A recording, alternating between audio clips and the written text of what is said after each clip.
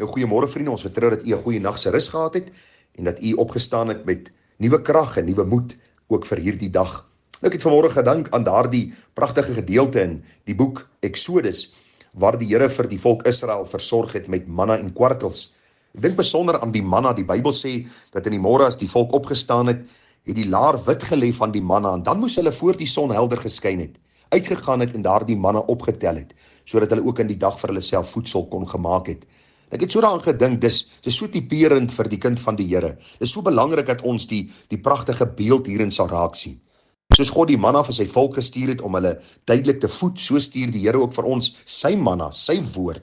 En ag vriende, ons moet die beste van die dag gee vir die Here en die waarheid van sy woord bestudeer, sodat ons ook gevoed kan word met hierdie brood uit die hemel. Christus is die brood uit die hemel, ja, ons weet dit, en die woord van die Here is juis hierdie waarheid wat God vir ons gegee het om ons te vertel van die Here Jesus, om ons te vertel van sy verlossingswerk en om ons te vertel hoe ons Vader kan verheerlik deur die werking van die Heilige Gees. Daarom vra ek vir u dat u die woord sal lees. Onthou, die woord is deur God ingegee, dit is geïnspireer deur die Heilige Gees en daarom moet ons hierdie kosbare boek lees, bestudeer, want dit vertel ons van die drie-enige God, die God van Abraham, Isak en Jakob, die getroue verbondsgod, die God wat getrou bly van geslag tot geslag. Mag u en ek in die môre ook ons hart versadig met hierdie waarheid. Mag ons geestelike lewe voed met die manna uit die hemel, sodat ons ook versadig kan word en kan lewe tot eer van die Here. Nou vriende, vanmôre gaan ons bietjie kyk na Spreuke 18 vers 4 en verder. Ons gaan bietjie kyk na die kontras tussen die woorde van die persoon wat met wysheid praat en dan aan die ander kant die dwaas, en ons gaan sien hoe die Here ook vir ons kosbare lesse wil kom leer. Nou, daar is sekere verse wat ek aan mekaar gaan verbind uit Spreuke 18, en u gaan sien, soos ons verder deur die boek werk, gaan ons sekere verse oorslaan, juis omdat ons al reeds hanteer het. Sekere goed gaan ons meer klem op lê, omdat die woord vir ons ook sekere waarhede wil kom leer oor dit. Daar staan die woorde van 'n man, sy mond is diep waters, 'n stroom wat bruis, 'n fontein van wysheid. Nou, ek onthou toe ek in een van my gemeentes was daar 'n man wat op sy plaas 7 natuurlike fonteine gehad het. Die plek se naam was ook 7 fontein. Vriende, daardie water was kristalhelder, ijskoud uit die aarde gekom. En ek het so daaraan gedink, as jy daai water wil drink, sê jy daai water moet skep. Dis water wat uit die aarde uitkom, suiwer water, en die Here vergelyk die man met wysheid, soos hierdie fontein. Jy kan hierdie waarheid van hierdie persoon aanhoor, jy kan daarna luister, want dit word geskep uit God se bron van waarheid. Dit word diep uitgehaal uit die hart van hierdie man wat gevul is en wat sy siel gevoed is met die waarheid van God se woord. En ag, die Bybel sê vir ons, hierdie woorde, vriende, is 'n fontein van wysheid. Die dorstige se dors word geles wanneer hy uit hierdie fontein drink. Die dorstige se hart word versadig.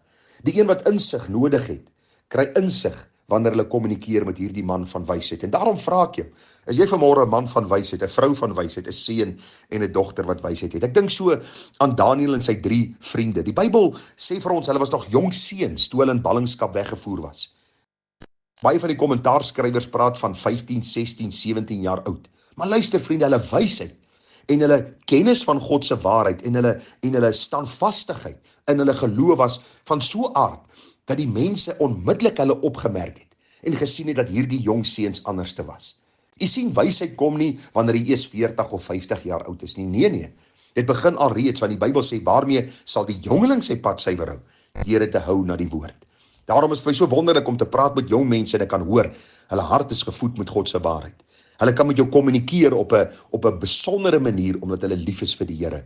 Mag die Here jong mense, middeljarige mense, ou mense opwek, dat ons woorde ook 'n fontein van wysheid sal wees, wat sal spreek van God se kennis vanuit sy woord opgedoen, en dan ook bevestig deur die kragvolle werking van die Heilige Gees.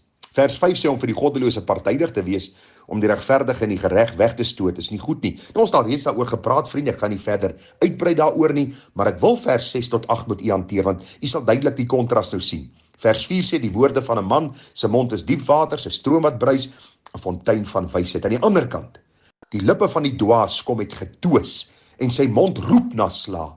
Die mond van die dwaas is sy ondergang, en sy lippe is stryk vir sy lewe. Die woorde van die kwaadstoker is soos lekkernye, en dit gly af na die kamers van die binneste. En dan ook vers 20 en 21 sluit hierby aan.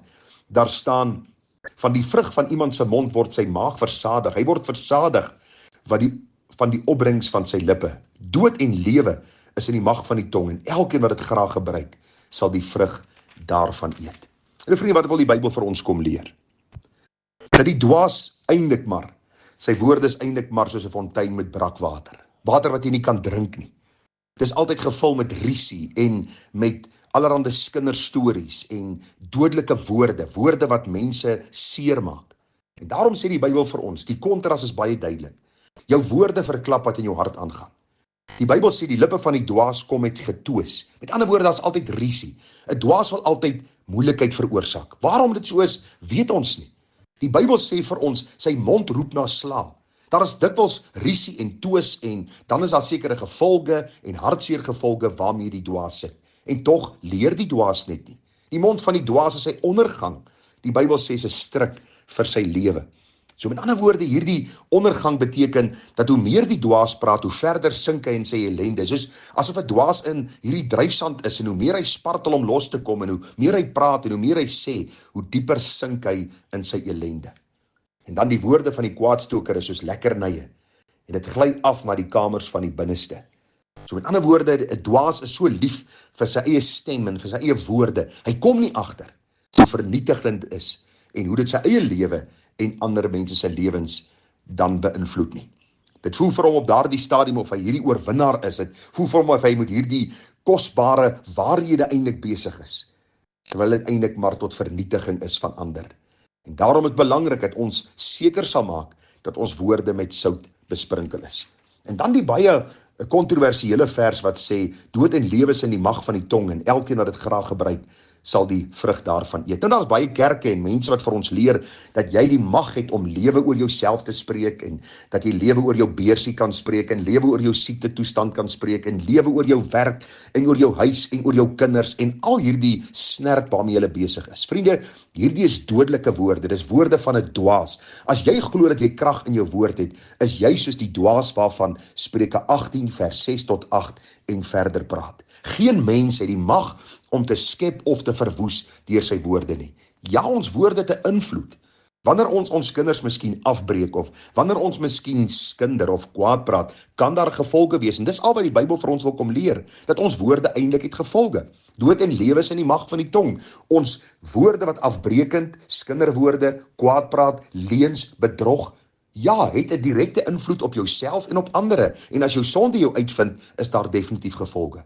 Aan die ander kant, as jy moet wysheid spreek, die woorde van lewe, wysheid spreek, God se woord kommunikeer, hierdie fontein van wysheid wat uitborrel, dan sê die Bybel vir ons, is daar hierdie positiewe uitwerking in jou lewe. Luister, wanneer jy 'n kind van die Here is, as jy waarheid praat, is daar altyd die kosbare invloed op ander, en mense sal sien wat in jou hart aan die gang is. So wil jy vra dat jy tog nie hierdie leuen sal glo van dat jy lewe en dood kan spreek nie. Dat jy die mag het om te skep met jou woorde of te verwoes met jou woorde, te vernietig met jou woorde nie. Die Bybel sê vir ons baie duidelik, as een wat kon skep. God het gesê, laat daar lig wees, en daar was lig. God het die mag om te skep, en God sê, as hy sê iemand sterwe, dan sterwe hulle. Waarom? Want hy gee lewe en hy neem lewe.